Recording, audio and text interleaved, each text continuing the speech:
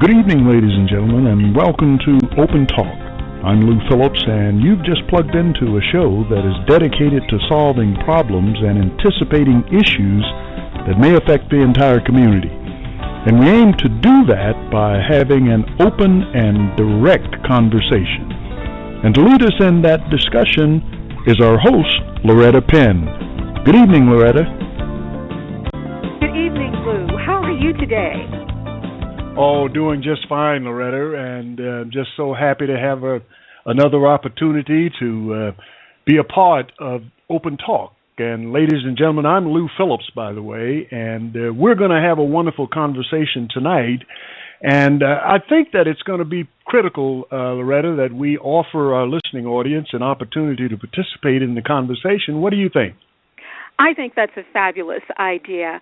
Once again, if I take a minute to think back to our last Open Talk conversation, we had a lot of inquiries about loving the dialogue that was going on and equally wanting some time to get questions asked. So that would be a great idea. Well, wonderful, wonderful. Well, ladies and gentlemen, if you are interested in participating in our conversation this evening, we want you to know that you can do so by calling the following numbers. You can call area code 646-716-7070, or you can call toll-free 855-414-6521. Again, if you want to participate this evening in the conversation, you can join us by calling 646-716-7070, or you can call toll-free at 855-414-6521. Loretta, why don't we begin our discussion this evening with a conversation with the audience directly from you to tell them why we're hosting these conversations. I'll be glad to do that, Lou. And let me start by saying hello and welcome to our listening audience. We are just so pleased to have you with us, and thank you for taking time away from a busy day, family, dinner, and all of that to participate and listen to the Open Talk. When we were sitting down putting this entire program together, there was a single thought that began to resonate with all of us involved. And that was that we are hearing so much, seeing so much, and some of us being personally touched by the things that we see in the media and hear in the media that affect our community, affect us as African American citizens, impact our law enforcement, and we have two choices to make as citizens. We can either do a lot of talking about it, or we can talk and do something about it. So in our circle, we decided that we're action-oriented people. Let's do something about it. And the goal, as you will see in all of our Open Talk discussions each week, is really to create a safe place for you, our caller, and our listeners to land. A place where you can feel free to talk openly. You can have a fierce conversation. We want you to be able to ask those questions that allow you to dig deep and get to the core, because if we're going to make a change, make anything happen that will make a difference, we have to get beyond those surface questions and get to the questions and the answers that will allow us to trust each other. So our goal, again, is to create this safe environment for you to call in to talk to each other, law enforcement, our citizens, our leaders, our individuals who want to make a difference. Ask your questions, get answers, and then go away deciding that you're going to make a difference. You're going to change something. You're going to make life better. That's the purpose of Open Talk. And again, to our listening audience, we are just extremely excited that you chose to be here with us tonight. Well, I think that's wonderful, and it gives a full explanation as to how critical it is for us to get beyond the emotional things that occur in our community around this issue of public safety and the relationship that currently exists in some cities. Open Talk. And so what we are looking to do what we're looking to do is find a way for ourselves to offer a safe space where both parties can come together and begin to talk about the cultural differences. Is that kind of underscoring another aspect of why we're holding these conversations, Loretta? It certainly is, Lou. As we look at all that is happening around us, we have our cultural differences, we have our economic differences, we have a lot of different things that impact the ability for us to work and play together. And so part of the purpose, a very critical part of the purpose of open talk is to get it out there, get it out on the table. What is that difference? Not only what is the difference, but much, much more importantly is why is there a difference? And then the impact of that difference, and then get to an answer of what can we do to change it, or what can we do to make it work? If we're talking about our young kids, what can we do that will create an environment where they can sit and play and talk together? If we're talking about our young adults, what can we do to create an environment where they feel safe to walk and talk and be together? If it's our mature or experienced people, what can we do to create that environment where they can walk and talk and gather together and feel safe when they do it? So, yes, there are a lot of reasons around that, again, culturally, economic, etc., but it still all goes back to how can we create the safe place. Right. And I think the beautiful thing about having our guests that we have this evening, which, by the way, is a little different from the schedule that we promoted. We had initially promoted the fact that Sheriff Chapman from Loudoun County would be our guest, along with the current president of the Loudoun County NAACP, Mr. Philip Thompson. And for scheduling reasons, Sheriff Chapman was not able to be a part of this particular discussion, but he's assured me that his intentions are to be a part of our conversation at some point going forward. And I think that we should be able to really unearth some wonderful information about how to develop and strengthen the relationship between two very important and dependent entities, and that is the citizenry of a given area and those who function in public safety roles to our benefit. And so, Loretta, I think it might be appropriate at this time to just go ahead and bring Mr. Thompson on board and begin the conversation. How about you? Well, that would be my pleasure.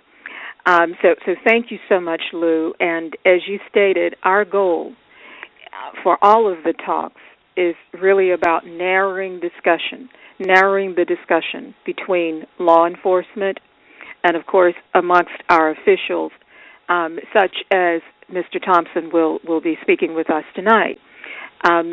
While we do have a change, and Mr. Thompson will be our sole guest this evening, that to me is just a change that will give us an opportunity to really not only get to know Mr. Thompson, which we are thrilled to be able to do through our listening audience tonight, but also to be able to get a perspective on a number of things based on Mr. Thompson's involvement beyond some of those things that are going on in Loudoun County.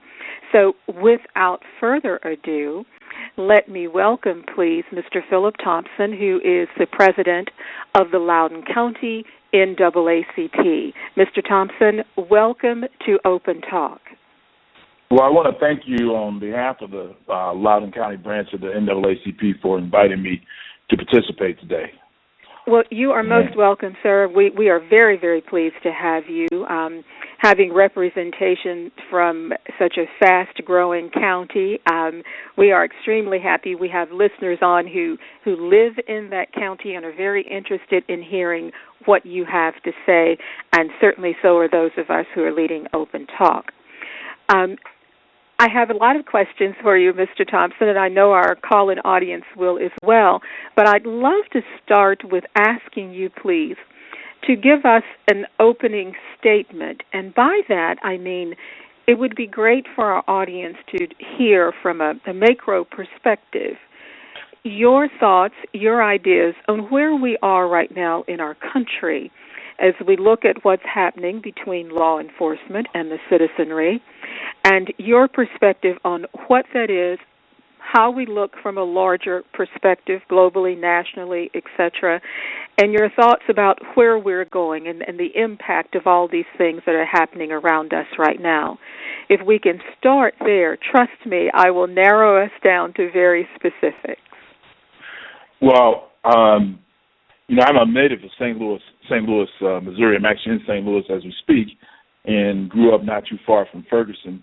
One of my uncles was a long-time St. Louis police officer, so I come from, a background from that side of the issue, and also have had, I'm an attorney, having represented individuals in litigation, both on the prosecution side, defense side. Currently have a shooting case in Prince George's County that I'm representing a young plaintiff on who was shot by the police. So I've got a perspective that may be more from an inside the system, top down look. Although at one point as a youth I was from the bottom looking up. So my perspective is, I think I've got a global perspective, and I see what I see right now is essentially we have these camps that are just on opposite ends of the polar spectrum. We have the law enforcement, which is seemingly pushing to more of an aggressive posture in how they handle most law enforcement issues, and then you have the individuals who believe that the police are more of a occupation force rather than a police force, and have grown more and more negative toward the police, and seemingly have in some ways both attitudes seem to push each other further away, and unless that is changed, especially in my county, that it only seems to be a matter of time before we have an incident of a magnitude of something like a Ferguson, where an individual was shot by the police. We had last year, I think the police killed 3 individuals, and all were under questionable circumstances, and all from an outside looking in observer like myself. I saw it as a bit aggressive policing.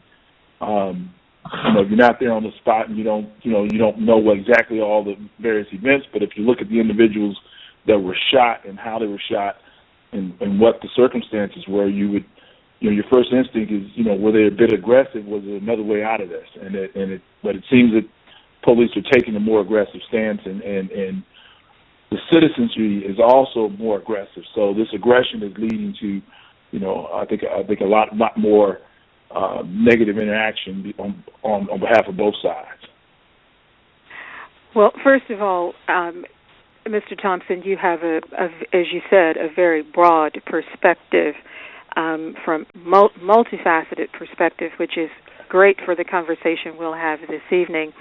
And as well as what I'd be very curious in is that you're able to look at any incident that happens with a number of different lenses, from the law enforcement side as a citizen, having a family member involved on the police force, being in an environment that has had a lot of activity recently and a lot of the world looking at it, your law career, all that goes around that. Speaking from the big picture view, when you wake up every day and you hear the news, where is the first place that you go in your thinking about what is happening in our country? And I mean specifically, where do you go? What are your thoughts about that? I just see it as a polarization of our country. As some people say, balkanization. You look at the politics. Nothing. Each side it's a death match. It's always a death match, and everybody seems to be in a zero sum mentality. You win, I lose. Instead of you win, we win, or we can both win. It's a winner take all mentality, and all of that trickles down from the political standpoint into our daily lives, where camps are formed. You know, I'm a Christian conservative, so I can't talk to you as an African American, or, you know, I'm African American and there's nothing that you can say that I agree with, you know, from that standpoint. So I think you got to, you know, from my perspective, I see a balkanization of our country and a polarization that is only exacerbated by events like when you from the side of the police, this militarization of the police. You know, when my uncle was a cop, he had, you know, his gun, his badge, and his instincts, and he was, you know, he worked the streets that way. Now these police officers come in, and they're clad with armor. They've got more items on their belt than Batman, as I say sometimes. You know, more things on their utility belt, and you know, they seem to be more aggressive when they get out of the car. I think I was telling someone I saw an officer walking in the Starbucks the other day, and he had his tactical uniform on, and he had this attitude to me that said, "I wish somebody would." You know, I wish somebody would. I'm hunted for bear, and it reminded me. You know, I was in the Marine Corps for a long time. Most of the time reservist, but I, you know, did time in the desert, and it reminded me of when, as Marines, we put on our battle gear.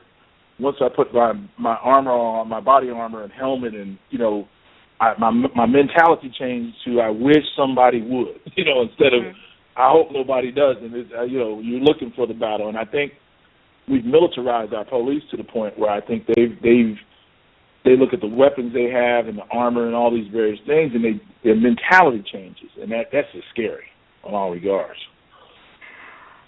Thank you for that, and let me just stop for a moment, because I would be very remiss if I didn't, and say thank you, especially thinking about yesterday. Thank you very much for your service. We appreciate you and your service to our country. Thank you. A question for you that, from what you said, that just really triggered for me. I'd love to go to a specific example, and we had some discussion about this in our call a couple of weeks ago. And I'm not sure which perspective you might answer this for me, but I'm going to say from the citizen side. I want to go back to that just basic example that we've seen time and time again the past few months on TV, where law enforcement is pulling someone over and stopping them for whatever reason, and it seems that that's when things go awry.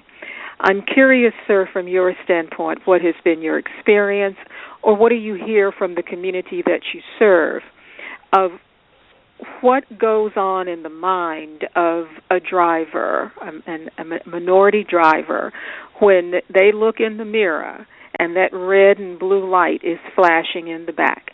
What are they thinking about, either from your personal perspective or what others have said to you has happened to them, especially in light of all that's been going on recently? Well, personally, it's been, you know, in times that especially when I was younger, you know, I was fairly certain that I was being pulled over because I was black, and I had an incident when I was a younger Marine officer, and I had a Jaguar, and you know, the officer pulled me over in this Jaguar. And it wasn't a brand new car; it was a nice Jaguar, but I had it fixed up nicely. And the first word out of his mouth was, "Whose car was this?" And unfortunately, my next response probably wasn't the best. I told him it wasn't his. And then things went downhill from there. So I can just imagine.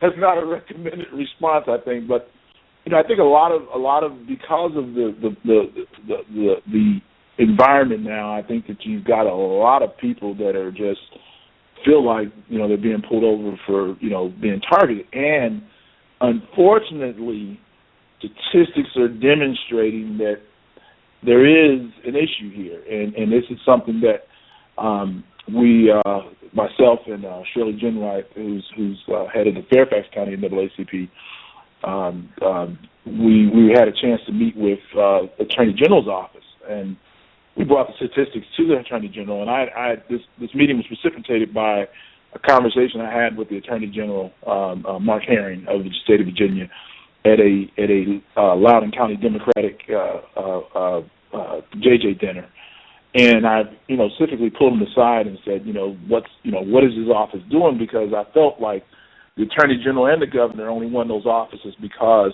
minorities came out and voted for them. And now we've got these statistical imbalances in a lot of different areas, from arrest, imprisonment, to sentencing.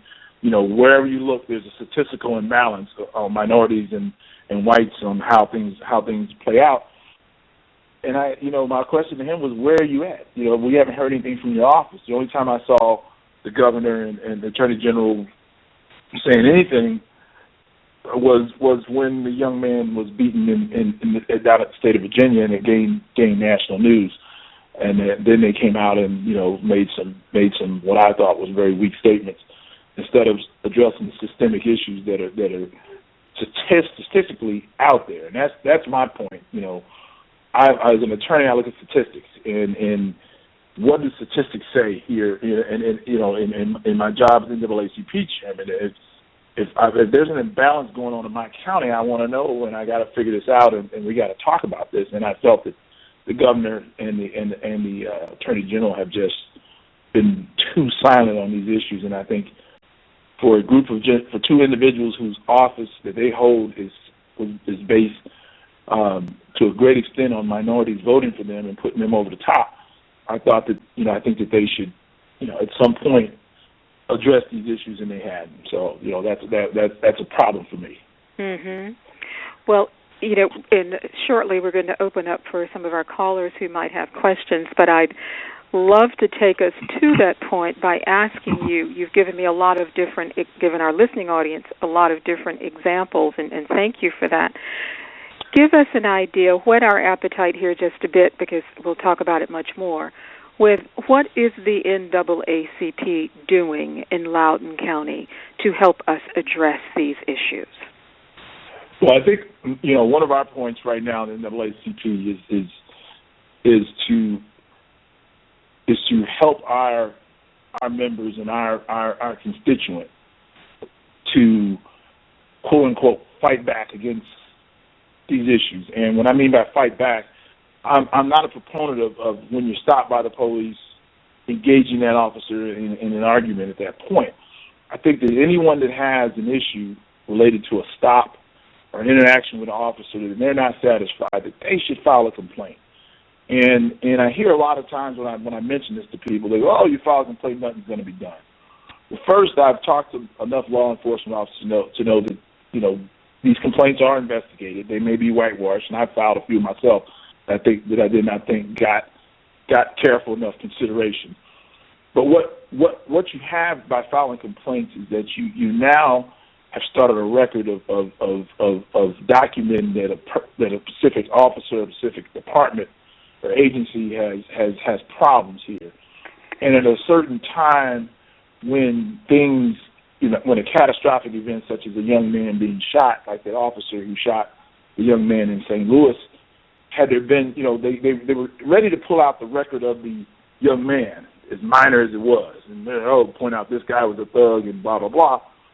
But if there had been enough complaints, and I'm fairly certain that this was not the first time this officer had went over the top, or someone had walked away from the counter with this officer feeling like, they had not been treated fairly.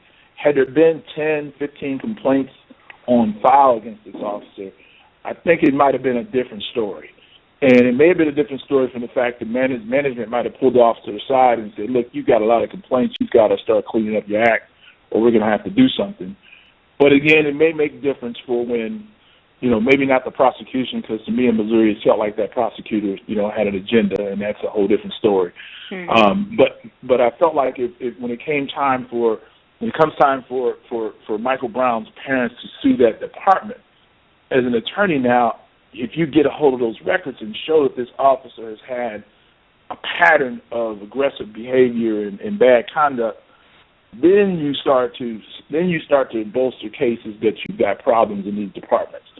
So one of the things we're trying to do at the Loudoun County NAACP is encourage and also to possibly hold some seminars on self-help methods when you deal with police and you're not satisfied, file a complaint. Or if you don't feel like a lot of times I've heard that people are fearing retaliation, bring the complaint to us. We have a process, a legal redress process, and it's on our website, the legal redress forms. Fill that form out and say, hey, I want to file a complaint, but I've got a problem, filing this complaint because I don't want to do it by myself or whatever. That's our job to help you. That's what they were here for. That's the NAACP, one of NAACP's core mission is to address civil rights complaints. And we can't address them if we don't know what they are. So I think that's part of our process now is to educate young men and women that when you have an issue, and to the extent black, white, it doesn't matter. If you have an issue with the police officer or a civil rights violation or potentially your civil rights are being affected, you need to let us know. You also need to file a complaint with that officer, with that officer's department, so that we can start establishing records. Because it's too bad Sheriff Chapman is not here, because one of the questions I would want to ask Sheriff Chapman is why is it so difficult to get information from his department? It's very difficult. But since he's not here, I'm not going to pursue that line of discussion. But by filing these complaints, we now have our own self-tracking. Well, and I'm sorry, I didn't mean to stop you there, but I love this dialogue about filing a complaint and your comment earlier that we must do something. Excellent commentary, Mr. Thompson. Let me stop you right there. We're going to come back to that and pick up with some of the other things that I know the NAACP is doing locally, as well as I'd love your perspective from a broader view of what the NAACP is doing perhaps in other areas. But let's stop for a moment. I'm going to turn it over to Lou Phillips and see if we have anyone on the line who might have a direct question for Mr. Thompson. Lou? Well, thank you, Loretta, and it's a great conversation, and I tell you what, why don't we get back into the conversation just after we have this short break, okay? So don't go away, ladies and gentlemen. We'll be back just in a moment.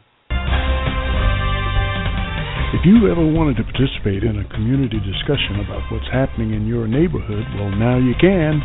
On September 3rd, Open Talk will be taping interviews with leading officials that might affect your life. That's September 3rd at Antioch Baptist Church, 6531 Little Ox Road in Fairfax Station, Virginia. For more information, go to www.ifaith2.com and click on Open Talk. Hope to see you there. Okay, Loretta, continue on with the conversation, and we'll bring a caller in shortly. Sounds great. Thank you.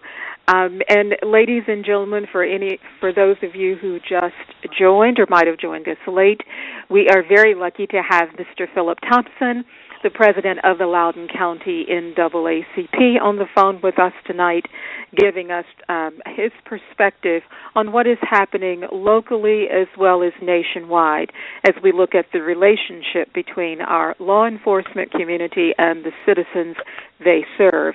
Again, Mr. Thompson, thank you so much for being with us this evening. When we stopped a few moments ago, when we were talking about the actions of what someone could do if there is a problem. And you started with something that is as basic as filing a complaint. Now, I say it's basic because we know that we can do that as citizens. We know and even might know where to drive our car and go do it, may have to figure out the process, and yet we don't always do it. So that gives us a great place to start, to file a complaint. And if it's too difficult to do it with the law enforcement, you mentioned that we can go online and bring that complaint right to the NAACP and get some help. You also mentioned holding some seminars, and that maybe you can tell us a little more about that or anything else that you think would be relevant for our listeners to hear locally so that they can step away and say, here's what the NAACP is doing in my county, and more importantly, maybe I can go there and help them.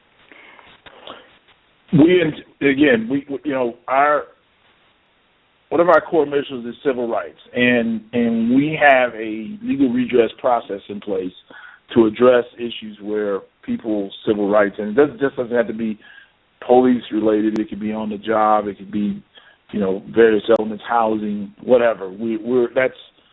one of the issues that we investigate and try to help people address these issues to the best of our ability. Understanding that we're not a legal agency where we represent people, but we're a civil rights organization. We are working on several upcoming seminars where we intend to in our county, because our county is a very large county, and some of our communities are spread out in various locations where you have an area where it's minority centric.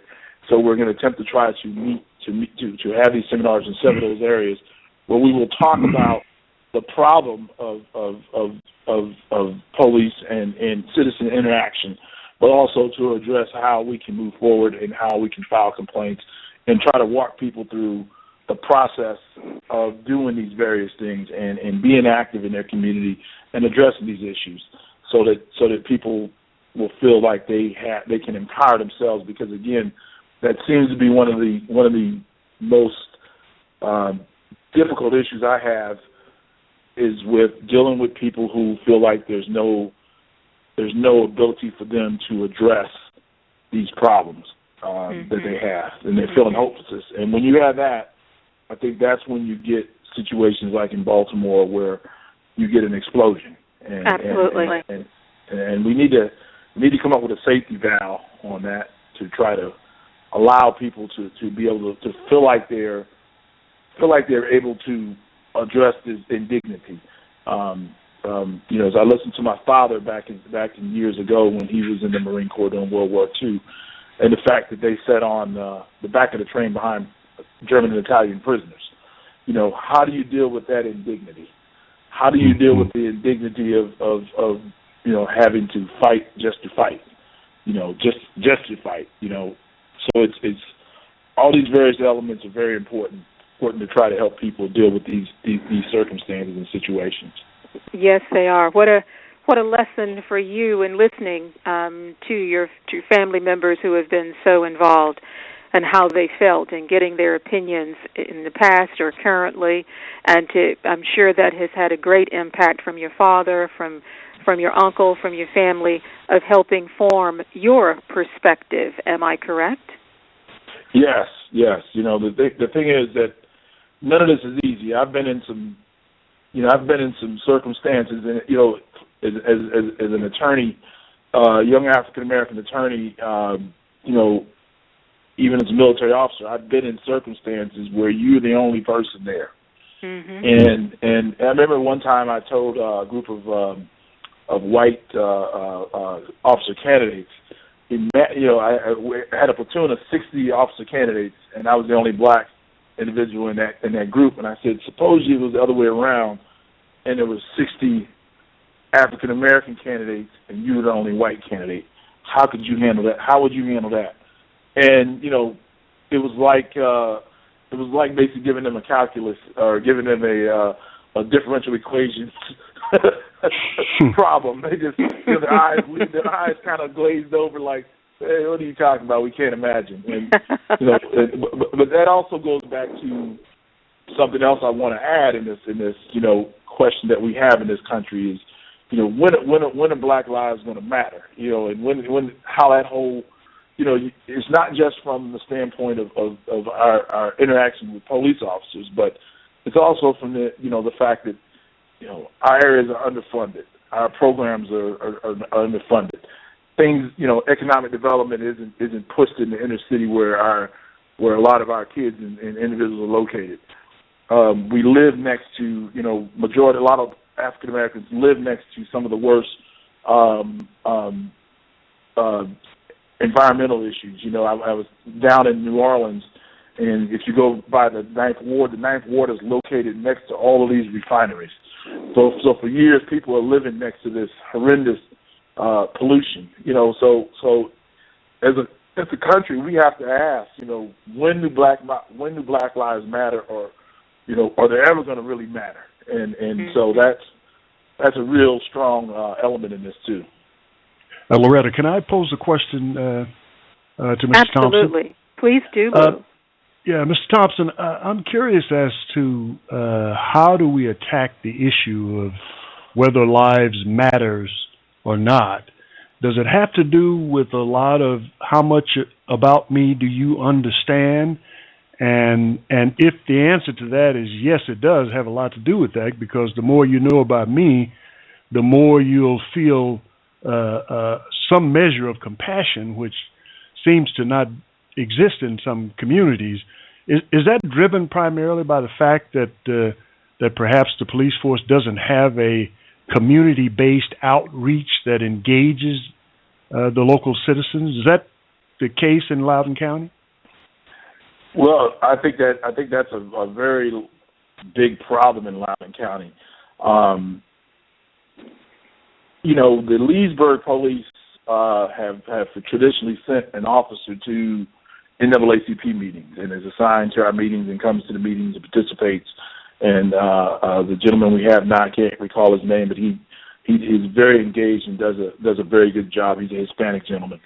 Loudoun County Sheriff's Department. It's again, I don't want to throw rocks at Sheriff Chapman because he's not here, but yeah, we don't want to speak necessarily. We don't necessarily want to speak about it. Right. If there is outreach, it hasn't reached me, and I'm the head of the NAACP. So if there is outreach, someone please call me and let me know when, where, and how this outreach occurs. I know that they do meet with some homeowners associations and things like that, but as far as the outreach to the minority community, I have not seen it yet, and I've lived in that county, I think, 11 years. Mm-hmm. I have another question for you that kind of goes down that same path, and that is, sir, I know that you're involved, with the Leesburg Town Council, and I think I was reading about where there is a diversity commission that's been established, and they deal with the town issues, and either a diversity leadership council has been established or trying to get it established. What has been your involvement with that, and your thoughts on how it's working and its purpose, please, for our listeners? I don't want to say that I was the catalyst behind this, but in 2000, I think it was in 2013, in November, I wrote a letter to the Leesburg Town Council. It was directed to Leesburg Town Council, and I was not president of NAACP at this time. And basically, I had been approached by individuals that were concerned about the numbers of employees, and I think the employees were, although the town was essentially 30-something% minority, employees were 90% white. And I just, essentially said this can't work out this way, and something needs to be done. Well, we had good leadership on the town council, and they kind of took this and they developed a task force at first to look at these issues. And one of the recommendations out of that task force, which I wasn't involved with, was the establishment of the diversity commission. And there was a lot of back and forth and discussion, which the NAACP was involved in, I was involved in, but there were also various other individuals that were probably more involved than myself in establishing this commission and figuring out what it would do. There was also a group of individuals that thought, that this was not a good idea and it was not needed, and that things in Leesburg were great the way they were, or at least they didn't need a commission to address any issues relating to how the diversity and how minorities and services are provided to minority communities. One of the individuals brought up this Leesburg Diversity Task Force or Diversity Leadership Council or whatever. And initially, and even right now, as I sit here right now, I'm not opposed to that concept, because I think that's what Shirley Jenwright, over the NAACP chairman in Fairfax County, has put something in that regard together, but is working with the county. But my problem is that we had good leadership on the Leesburg Town Council that saw this was a problem and wants to address that. I'm not sure we have that kind of leadership at the county level at this time, and so getting a leadership council has to have some sort of recognition from the town also and the school board but I don't think we got that kind of leadership to have that addressed at this time. So I'm not sure how that would work out. Maybe after the election, we'll have a different group in as leaders of the town council of the board of supervisors in Loudoun County, where we can then engage them in discussions on establishing a commission. I did serve in around 2006 and 2007 on a equal opportunity plans commission with the county, and I think we came out with some good recommendations from that. But I don't think there was much follow up on that, and our group was summarily dismissed after that. After making that report to the board of supervisors. So I just don't know if the board of supervisors, as it currently sits, would be in any way wanting to discuss this issue and establish something in that manner.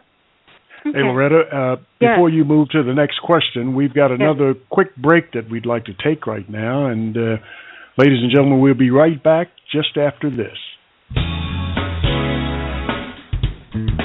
The Fairfax County NAACP will host its annual Freedom Fund Awards Banquet on September 19th at the Waterford in Springfield. Keynote speaker will be attorney Eric Broles, author of the book, Your Vote, Your Power. Purchase tickets today at fairfaxnaacp.org. Again, the Fairfax County NAACP Annual Freedom Fund Awards Banquet is September 19th, and you can purchase tickets at www.fairfaxnaacp.org. Proceeds will benefit student scholarships and programs.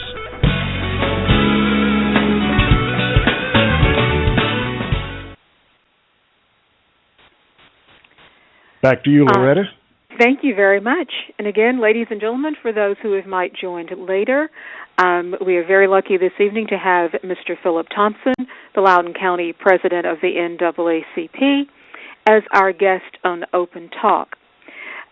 You were just telling us, Mr. Thompson, a little bit about the Diversity Leadership Council, and I'm going to just summarize that and say that we'll be waiting for more news about that entity in terms of making a difference or help making an impact.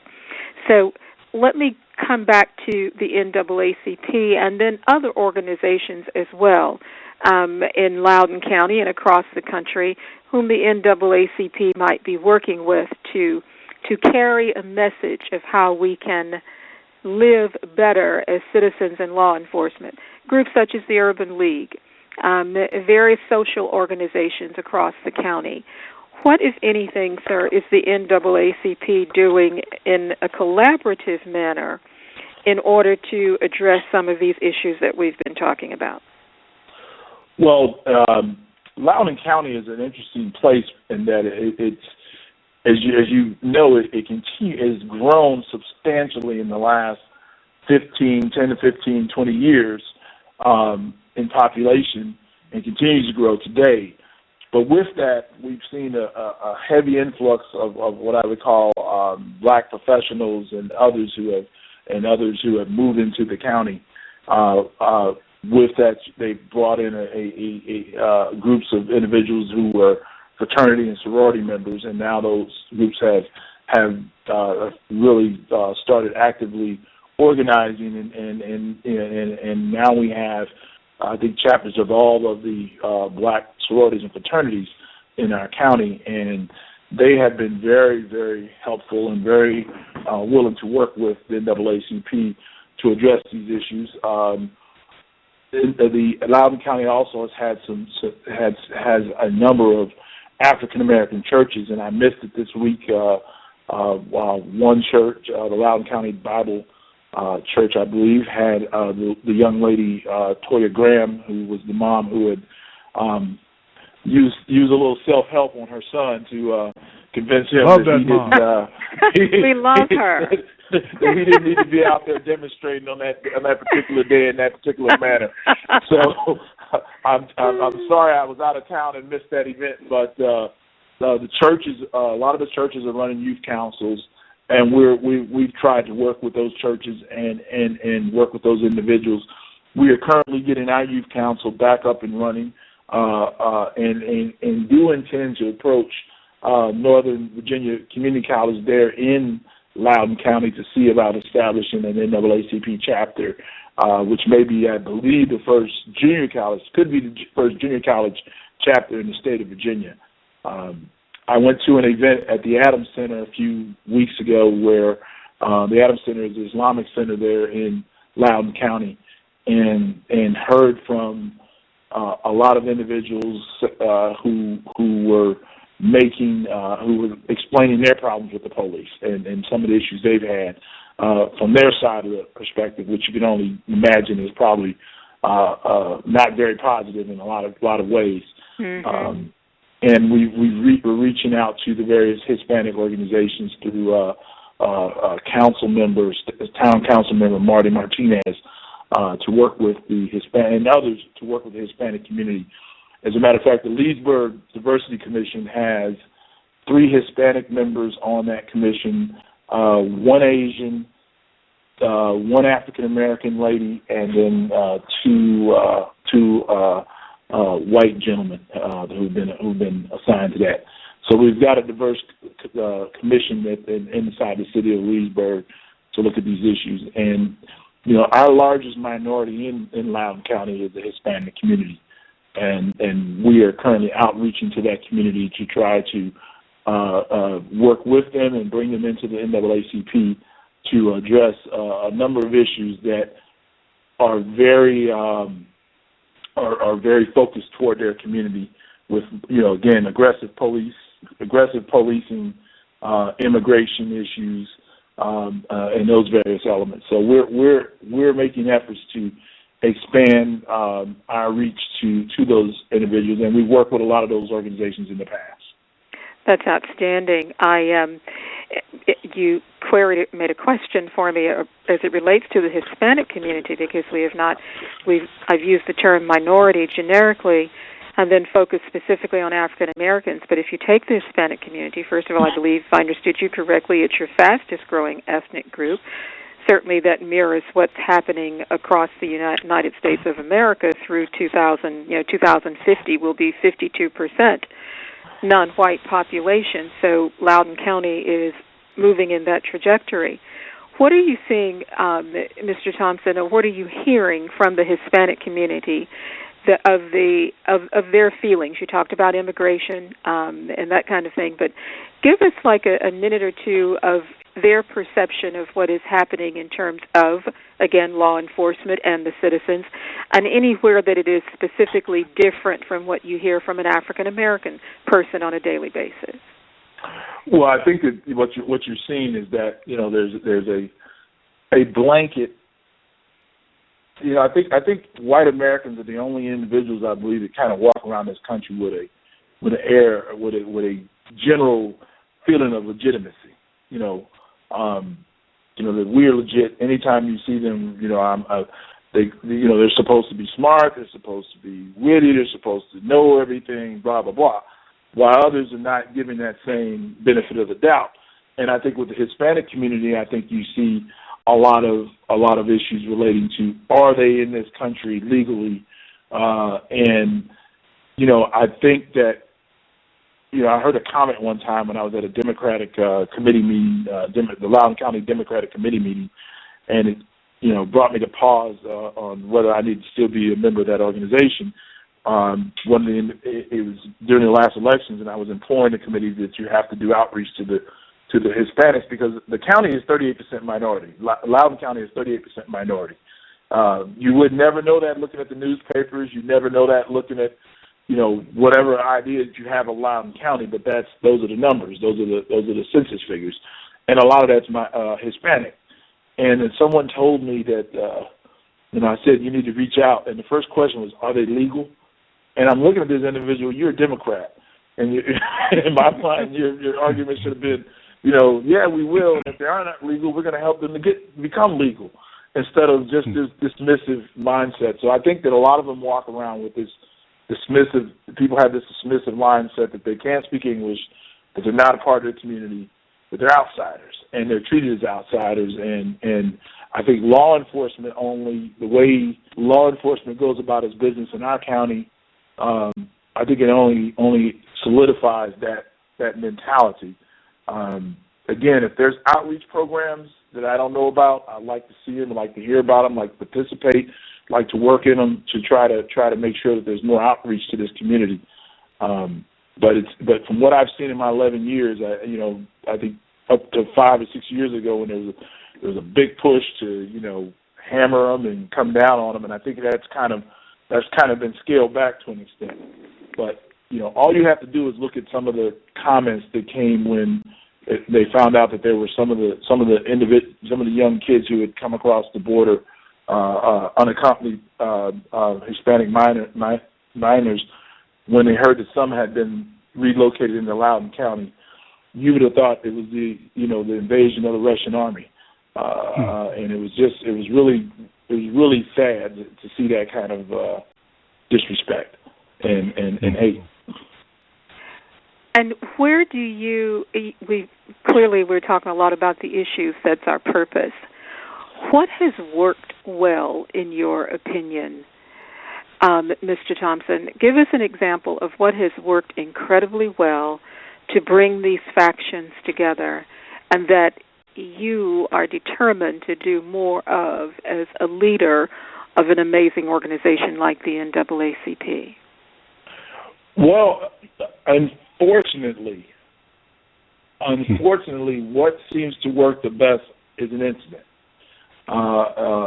Whether it's Michael Brown, whether it's things that occurred with some young Hispanic male or female with the police, that seems to bring the communities together, and even the white community. I remember when Ferguson was going down and there were a lot of protests, and I'm a graduate of Washington University Law School here in St. Louis, to see those young white students out there with their signs, WashU supports Ferguson, was to me as proud a moment, from that whole bad circumstance as I saw. And I think that unfortunately when things are bad and things happen, that our communities now come together, and when we really should be, I believe, closer together and working closer before these issues and making sure these issues are not occurring. And I think that's, upon me to try to bring our organizations together to work a little bit closely and even to an extent work with, different white organizations. I've recently been approached by some elements of the Republican Party that have been very interested in talking to address these issues. I was in a meeting with the Speaker of the House of the Republican of the Virginia House of Delegates, a Republican gentleman, Mr. Howes, and then another individual, I can't remember his name, I think he was the Majority Leader of the Senate, and we had a very frank discussion about arrest and drug arrest in the state. And I think the one point that got their attention was how much money is being spent to do these things, and that kind of struck them. That they're spending a lot of money to, in some minds, to oppress people rather than help people. So I think we're starting to get. It's no better time than now to get started to try to bring all the individuals together to address these issues cooperatively, and understanding that people are not making it up when they're saying that there's problems between the police and this community and these communities. We're not making this up. The facts are there; they're clear. So instead of being in denial and pointing fingers and saying because you're not raised by a mom and dad, or you're from another country, you're bad, we should be saying, yeah, we got a problem here. Let's try to fix this. Let's see what we can do to get more communication. And I think that's the message. As myself as a leader of the NAACP, I'm trying to dwell more on that element, because I think it will bring on. I think it will bear better fruit or more fruit than being in staying in a perpetual confrontational mode with individuals who are already, entrenched, in my mind, entrenched in their mindset and attitudes. Absolutely. We are a country of when things happen and that are sad or bad or whatever word we might use, we get all up in arms, we get very active, but then time has a way of where we get quiet and we go into the inaction mode. But there's something about what happened in Ferguson that caused all of us to sit up and pay attention. And now a lot of time has passed. I'm curious, since you were there in St. Louis, that's your home, Ferguson is nearby, just give us as a listening audience, how are things there now, and what have the citizens done in that part of the world to try to bring some peace to that area of the country? Well, just listening to the news today, they're trying to get rid of their mayor.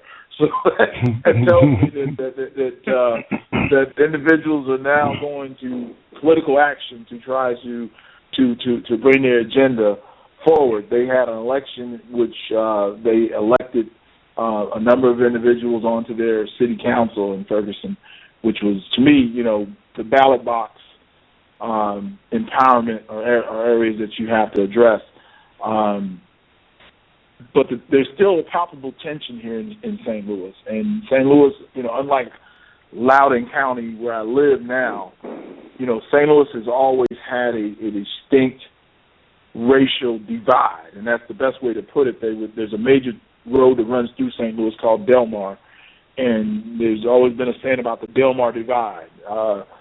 South of Delmar is one thing, north of Delmar is another thing. And they did a study here, one of the newspapers, and they looked at the difference between one digit in your zip code. Mm-hmm. And the difference was in income was in the 80s to the 20s. College education was really way off the chain, the number of college, and it was just striking, the differences. One zip code, and I hate to say this, but I believe in St. Louis they practice an element of legalized apartheid here in St. Louis, and it's one of the reasons why I left St. Louis years ago after graduating from Washington University Law School.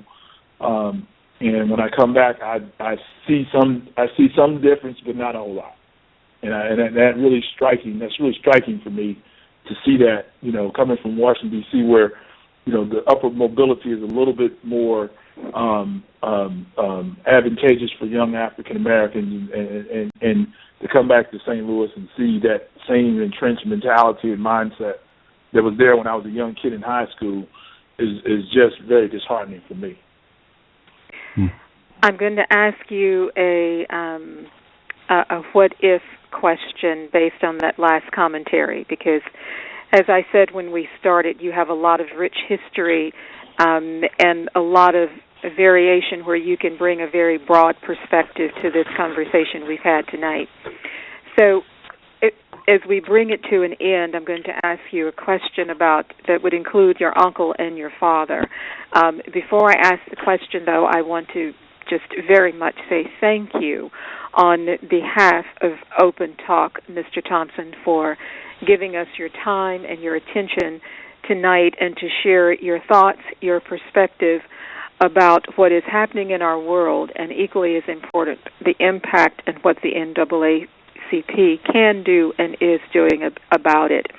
We very much appreciate your time and look forward to talking with you more and helping in any way that we possibly can. So thank you for that. Let me ask the question and include your father and your uncle in the answer.